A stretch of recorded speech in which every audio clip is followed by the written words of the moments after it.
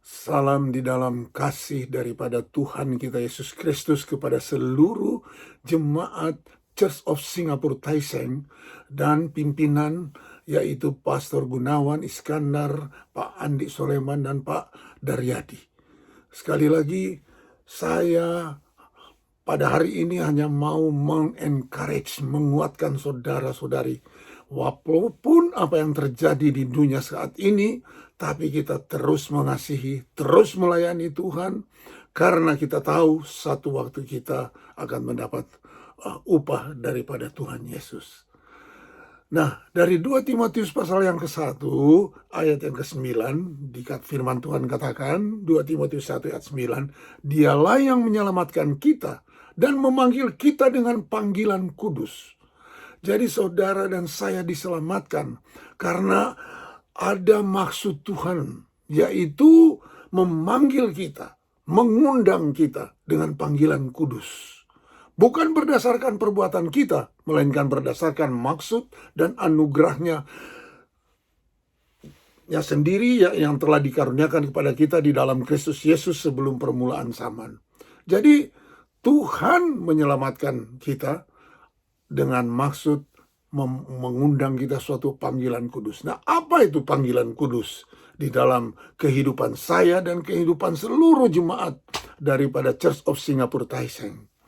Efesus pasal 2 dikatakan, sebab kita tahu semua ayatnya, sebab anugerah kita diselamatkan bukan hasil usaha, itu bukan hasil pekerjaan, ayat yang ke-9, tapi ayat yang ke-10 dikatakan, kita diselamatkan oleh kasih karunia dan oleh iman. Tapi ayat yang ke-10, karena kita ini buatan Allah, diciptakan dalam Kristus Yesus untuk melakukan pekerjaan baik.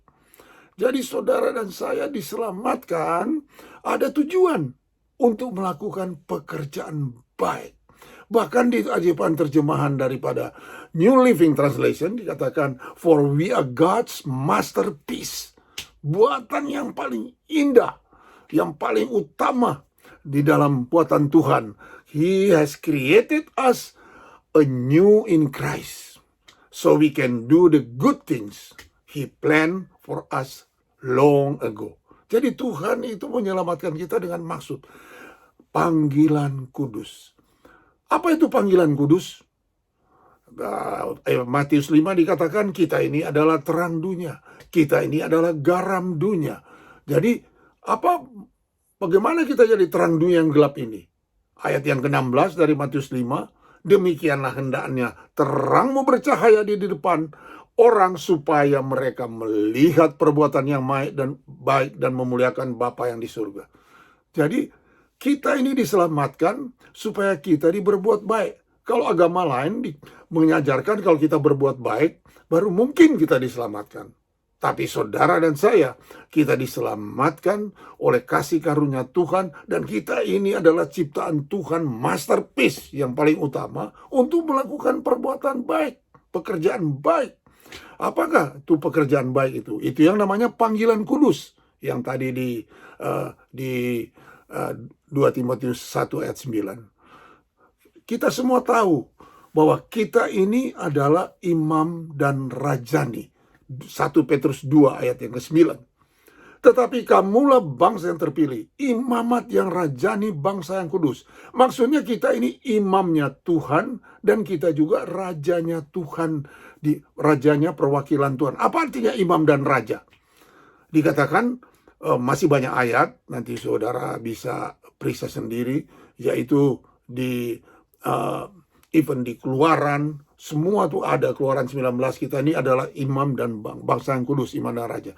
Karena imam itu tugasnya di perjanjian lama untuk mewakili manusia kepada Tuhan. Dan raja adalah perwakilan Tuhan di muka bumi. Nah, jadi kita ini imam dan raja. Jadi maksudnya apa? Maksudnya saudara dan saya diselamatkan untuk menjadi imamat yang rajani, supaya kita ini mewakili umat manusia supaya mereka bisa datang kepada Tuhan. Dan kita juga mewakili kerajaan Tuhan di muka bumi. Itu artinya imam dan raja. Malah di 2 Korintus pasal yang ke-5 dikatakan kita ini adalah duta besarnya Tuhan. the ambassador of God. 2 Korintus pasal 5 ayat ke-20. Kamu adalah duta-duta Kristus. Wah, memakai kami untuk berbicara kepada saudara. Saudara tahu duta besar itu. Kalau duta besar itu tugasnya apa? Jadi duta besar itu tugasnya, keumpamanya saudara ini mau datang ke Singapura atau saya datang ke Amerika, kita harus dapat visa dari duta besar.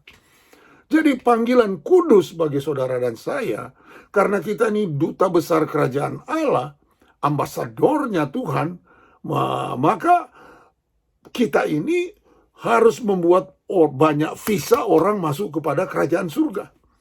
Itu tugas saudara dan saya sebagai imam dan raja. Itulah panggilan kudus. Itulah perbuatan baik. Jadi kalau saudara sekarang ditempatkan di Singapura atau di mana, berarti saudara imam di sana. Jadi tugas imam ini mewakili umat manusia. Prakteknya bagaimana? Prakteknya berarti kalau saudara ditempatnya di Singapura atau di Jakarta atau saya di Amerika, saya harus berdoa untuk mewakili di mana rakyat, di mana keluarga, di mana saya hidup. Karena kita ini duta besar. Supaya kita ini membawa banyak orang, doakan supaya mereka masuk dalam kerajaan Allah.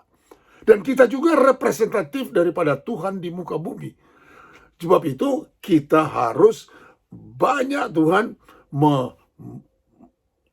membuat kerajaan Allah di mana kita berada. Apa kerajaan Allah? Roma 14. Kita hidup di dalam kebenaran, damai, dan sukacita oleh Roh Kudus. Jadi saudara lihat, kita berfungsi. Tuhan menyelamatkan kita. Ada panggilan, ada undangan. Nah, kalau semua orang Kristen ini tahu bahwa kita diselamatkan dengan tujuan kita menjadi imam, kita menjadi. Jadi kalau saudara di Singapura, saudara harus berdoa untuk Singapura. Saudara di Indonesia berdoa untuk Singapura, untuk Indonesia maksud saya. Saya di Amerika harus berdoa untuk di Amerika. Itu tugas untuk mewakili umat manusia supaya mereka boleh datang masuk di dalam kerajaan Allah. Nah, saya mau terangkan ini bagaimana ini praktikal di dalam kehidupan kita. Praktikal bagaimana kita mempraktekkan. Karena kita ini adalah garam dunia, kita ini adalah terang dunia. Kalau kita dengan perbuatan baik, orang melihat dan mereka akan memuliakan Bapa di surga.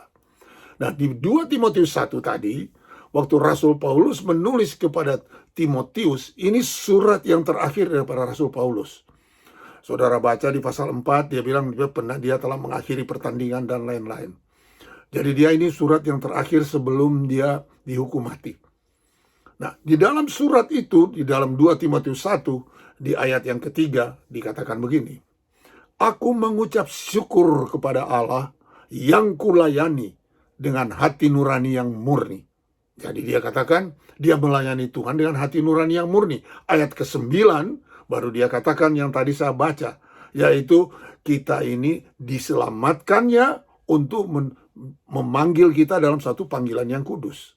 Nah, tapi dia berulang-ulang kalau saudara baca di dalam firman Tuhan, saya kasih contoh di Kisah Para Rasul 22-23, selamanya Rasul Paulus menulis, aku selamanya melayani Tuhan dengan hati nurani yang murni.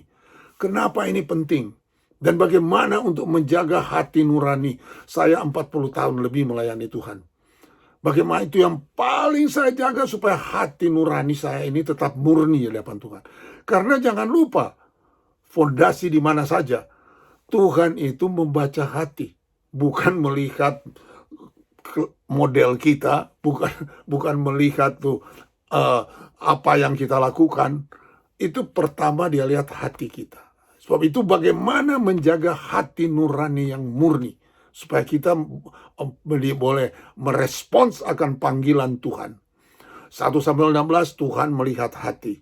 Roma 8 ayat 27 dikatakan, dan Allah menjadikan hati nurani. Jadi saya nggak usah baca tentang hati nurani. Saya rasa agama-agama yang lain dulu bilang selamanya mementingkan, yang penting Tuhan membaca hati kita. Bukan apa yang dilihat orang, tapi apa yang di dalam hati kita. Nah, Rasul Paulus mengatakan, aku melayani Tuhan dengan hati nurani yang murni. Bahkan di 2 Timotius pasal 3, dia katakan ayat 10, dia katakan, Tetapi engkau telah mengikuti ajaranku, cara hidupku, pendirianku, imanku, kesabaranku, kasihku, dan ketekunanku. Nah, bagaimana kita praktikal? Saya mau menyatakan ada 3 hal yang di dalam hidup saya, supaya saudara juga melayani Tuhan terus dengan hati nurani yang murni. Jadi kita tahu Tuhan itu melihat hati. Nah, bagaimana supaya hati ini tetap, bagaimana caranya supaya hati ini tetap murni? Syarat nomor 1, kita tahu perintah utama Tuhan itu apa?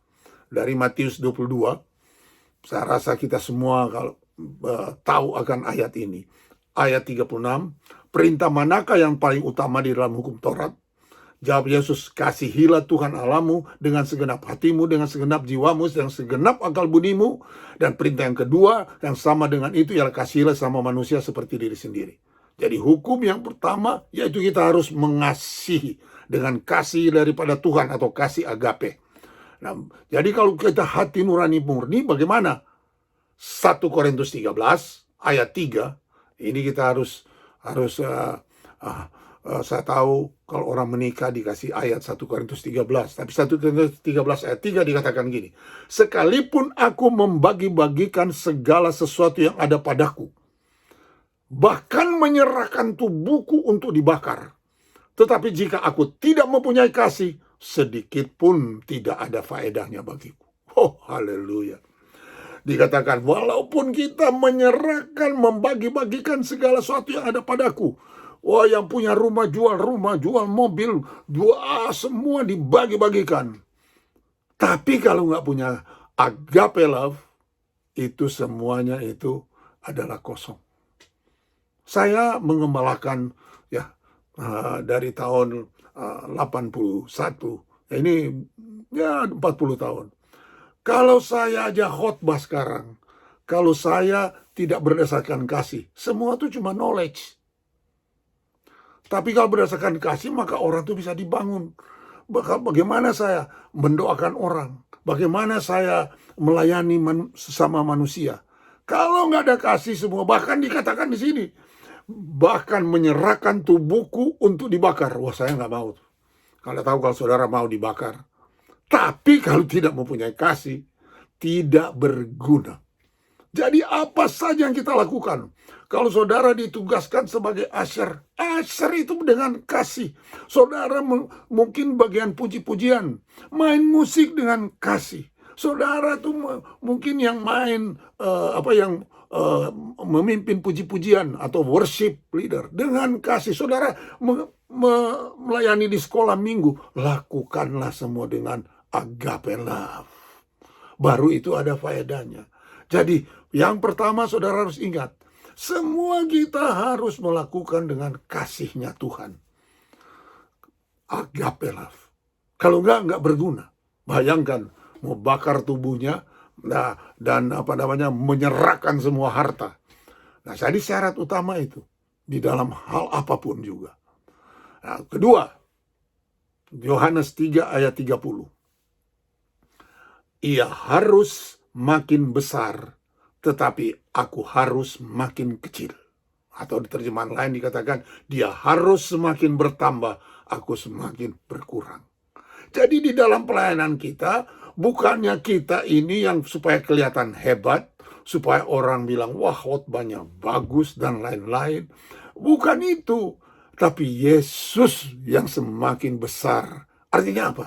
Karakter Tuhan itu yang semakin besar dia dalam kehidupan kita. Karena yang kita bawa ini yaitu hati kita yang bertemu dengan Tuhan, dan karakter kita ini yang kita akan bawa sampai selama-lamanya. Ya, apakah di pelayanan saudara ini, di dalam hidup saudara, apakah Yesus yang semakin bertambah atau saudara yang makin bertambah? Nah, kalau makin bertambah, akunya makin bertambah, kita cepat-cepat bertobat. Jadi, sebab itu, dia yang harus semakin bertambah. Ini supaya hati nurani saudara dan saya tetap murni di hadapan Tuhan. Ada satu hamba Tuhan dikatakan dari Indonesia, saya dengar di YouTube, dia bilang begini, semua yang melayani Tuhan di mimbar, maksudnya yang worship leader, musik, yang khotbah, seperti dia khotbah, dia bilang, semua mukanya seperti malaikat. Seperti malaikat benar. Tapi dia bilang, kalau saudara mau tahu saya, maksudnya dia pribadi, saudara hidup sama saya 1 bulan di rumah. Saudara tahu siapa saya. Kalau saudara lihat saya khotbah, seperti malaikat. Dan itu saya bilang amin. Kalau saudara mau lihat saya sesungguhnya, saudara hiduplah bersama-sama. Jangan cuma lihat di mimbar, wah dia diurapi, dia ini, wah dia bagus, pimpin puji-pujian. Itu puji Tuhan. Tapi yang penting supaya dia harus makin bertambah dan saya harus semakin berkurang. Nah, dari syarat nomor 3, ini saya akan sedikit amplify di sini. Roma pasal 12, semua tahu ini. Ayat Roma 12 ayat 1. Karena itu saudara-saudara, demi kemurahan Allah, aku menasihatkan kamu supaya kamu mempersembahkan tubuhmu sebagai persembahan yang hidup, yang kudus, dan berkenan kepada Allah. Itulah ibadah yang sejati. Karena itu. Karena apa? Karena baca ayat sebelumnya. Dari Roma 11 ayat 36. Apa dikatakan di situ? Segala sesuatu adalah dari Dia dan untuk Dia, dan bagi Dialah kemuliaan. Bagi Tuhan Yesus, kemuliaan selama-lamanya. Baru Rasul Paulus nulis, karena itu kita harus mempersembahkan tubuh kita sebagai persembahan yang hidup, yang kudus dan berkenan kepada Allah. Itu adalah ibadah yang sejati. Nah, ayat yang kedua. Janganlah kamu menjadi serupa dengan dunia ini, tetapi berubahlah di dalam pembaharuan budimu atau pikiranmu, sehingga kamu dapat membedakan kehendak Allah, apa yang baik, berkenan, dan pada Allah, dan apa yang sempurna. Berdasarkan kasih karunia dianugerahkan kepadaku, aku berkata kepada setiap orang di antara kamu. Bagaimana kita mengetahui kehendak Allah ini? Yang baik, tapi bukan cuma baik, berkenan, dan yang sempurna. Banyak orang baca ayat stop di situ. Nah, baca ayat seterusnya, ayat 3. Janganlah kamu memikirkan hal-hal yang lebih tinggi daripada yang patut kamu pikirkan, tetapi hendaklah kamu berpikir begitu rupa, sehingga kamu menguasai diri menurut ukuran iman yang dikaruniakan Allah kepada kamu masing-masing. Jadi bagaimana supaya pikiran ini bisa tahu kehendaknya Tuhan? Jangan pikir yang tinggi-tinggi, tapi hendaklah berpikir demikian rupa, menguasai diri menurut ukuran iman yang Tuhan berikan. Saya kasih contoh paling gampang lah. Saya bilang ke orangnya ini, saya kasih contoh Pak Andreas Raharjo, semua tahu Pastor Andreas Raharjo.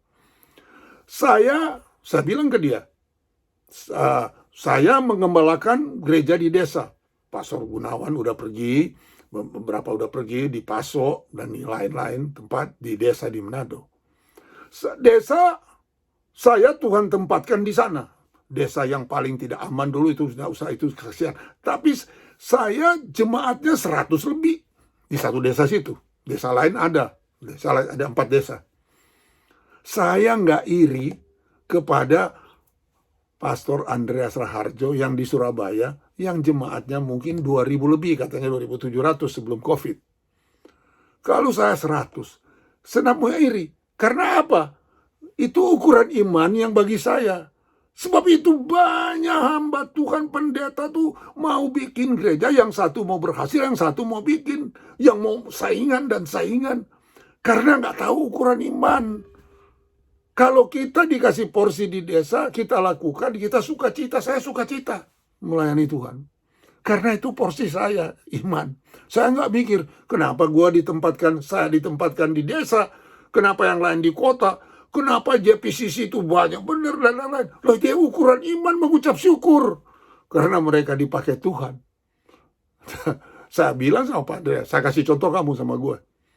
Sama, begitulah bahasa sehari-hari, bahasa Jakarta. Saya kasih contoh. Dan saya nggak pernah ini, saya sukacita melayani yang 100 orang. Saya bercerita yang 20 orang di pulau mana Tagulandang, saya pun sukacita. Itu karena itu yang Tuhan kasih. Jadi itu sebabnya kalau kita melayani Tuhan ini, hati nurani kita tetap bersih, nggak ada iri, nggak ada apa. Kita mau sukacita. Ya, apa orang katakan melayani Tuhan tuh apa adanya, jangan ada apanya. Melayani Tuhan, nggak usah pikir. Sebab itu tidak pernah berubah pikirannya, tidak mengetahui kehendak Allah, mana yang baik, berkenan, dan yang sempurna. Karena nggak tahu porsi yang Tuhan berikan untuk dia. Menurut ukuran iman yang Tuhan berikan. Nah, ayat yang terakhir, saya akan bacakan dari Roma tadi, Roma 12 ayat 16. Ini baca aja tuh. Kita punya karunia berbeda-beda. Nah, di ayat 16 ini yang saya mau tekankan. Roma 12 ayat 16. Hendaklah kamu sehati sepikir dalam hidupmu bersama. Janganlah kamu memikirkan perkara-perkara yang tinggi. Diulangi lagi. Tetapi arahkanlah dirimu kepada perkara-perkara yang sederhana. Janganlah menganggap dirimu pandai. Nah, ini jangan sok tahu. Gitu. Saya pernah nggak? Oh, dulu pernah. Saya rasa saya udah baca Alkitab dari cover ke cover, jadi saya mulai baca Alkitab, saya nggak pernah baca lagi dia seluruhnya, saya cuma baca judul-judulnya. Oh, Matius 6, waduh, khotbah di bukit, tahulah. Ya tuh. Matius 5, khotbah di bukit. Matius 6, doa Bapa kami, tahulah. Aduh, lama-lama berapa bulan kemudian hidup kering. Karena judul itu bukan firman Tuhan, itu orang yang taruh judulnya. Yang ayatnya, sombong. Nah, saya mau kesaksian. Saya mau tutup dengan satu kesaksian. Kesaksian ini menimpa saya tahun 85. Jadi ingat, saudara. Satu, supaya kita ini melakukan semua dengan kasih. Kedua, supaya kita harus semakin berkurang, Yesus semakin bertambah. Tahun 85, 1985. Rombongan sama istri saya dan teman-teman melayani ke Indonesia. Dari Jakarta, mereka bilang ada seminar di Desa Genteng di Jawa Timur untuk hamba-hamba Tuhan desa. Desa Genteng itu dekat Banyuwangi. Waduh, saya dari Amerika naik kapal terbang terus ke Surabaya. Wah, bus yang pergi ke sana terlambat, jadi naik bus umum. Wah, ceritanya panjang. Pokoknya sampai di sana, wah, ada rupanya gereja GPDI. Saya nggak tahu tuh gereja di Genteng waktu itu, tahun 85. Jadi kira-kira 36 tahun lalu. Tapi nggak pernah lupa. Saya nggak pernah lupa. Itu jadi kalau pagi seminar Tuhan, hamba-hamba Tuhan desa. Dikumpulin di sana. Kalau malam tuh KKR, Kebangunan Rohani. Gereja Pantai Kosta di Indonesia, GPDI. Sampai di desa itu, turun dari bus, lapar, makan di warung. Oh, rupanya pendetanya itu, kalau nggak salah dia bekas polisi, dia udah pasang tukang beca. Ini kalau ada orang-orang liar turun, ini tolong dibilang, wah, jadi baru mau tanya, wah udah tahu. Udah lama pendetanya datang, makan, udah lapar.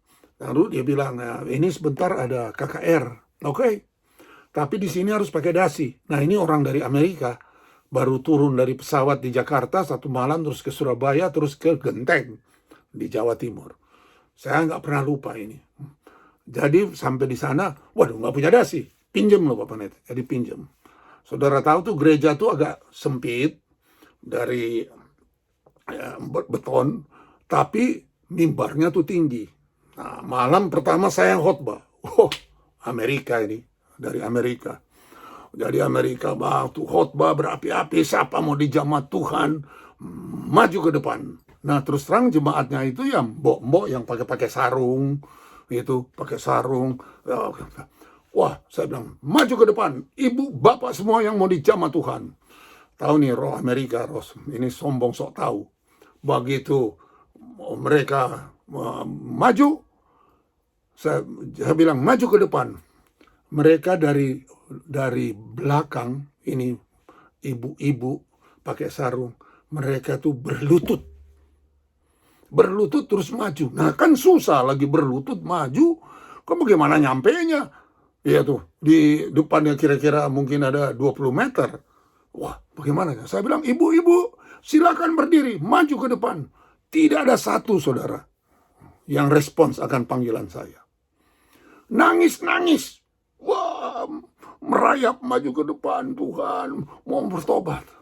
Selagi mereka nangis, Roh Kudus bicara ke hati saya.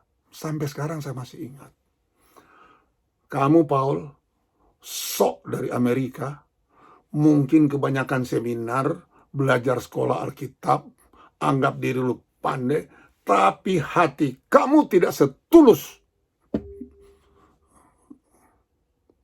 orang-orang jemaat di sini. Saya kaget, saudara. Tidak setulus.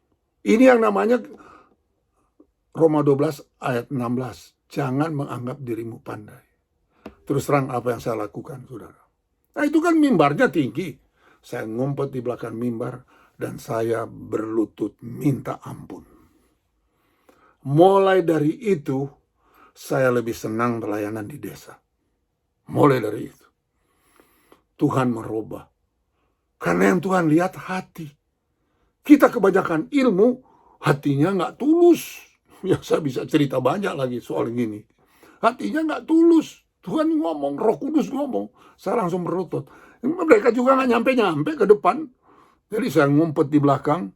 Nggak ada yang lihat, cuma Tuhan yang lihat. Sampai sekarang saya ingat terus. Ini 36 tahun lalu, saudara. Tahun 1985. Bagaimana supaya hati nurani ini murni. Begitu juga, saya kasih contoh lagi, kedua. Saya melayani perintisan gereja di Padang dulu. Tahun 1990. Saya melayani di Padang. Waktu saya di Padang, untuk cerita pendek, ada 2 cim-cim pendek-pendek. Saya khotbah.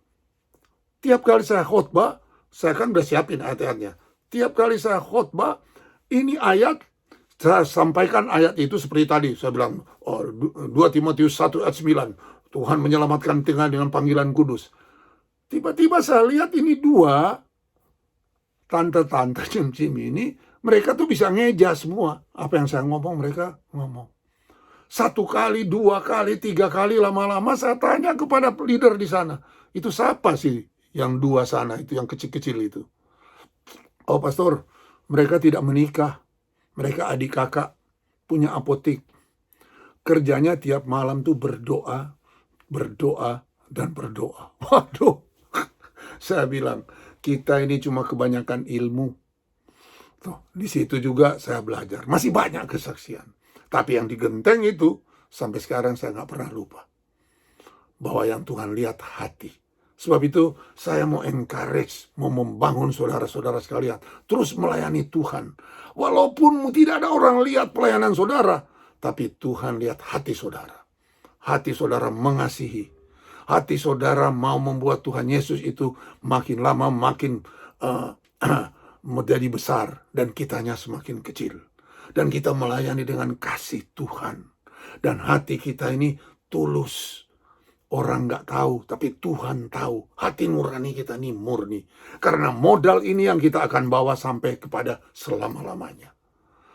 Sebab itu, sekali lagi, Jemaat Church of Singapore, Taiseng, layani Tuhan dengan kasih Tuhan, dengan supaya dia semakin bertambah dalam hidup kita, dan dengan hati nurani yang murni.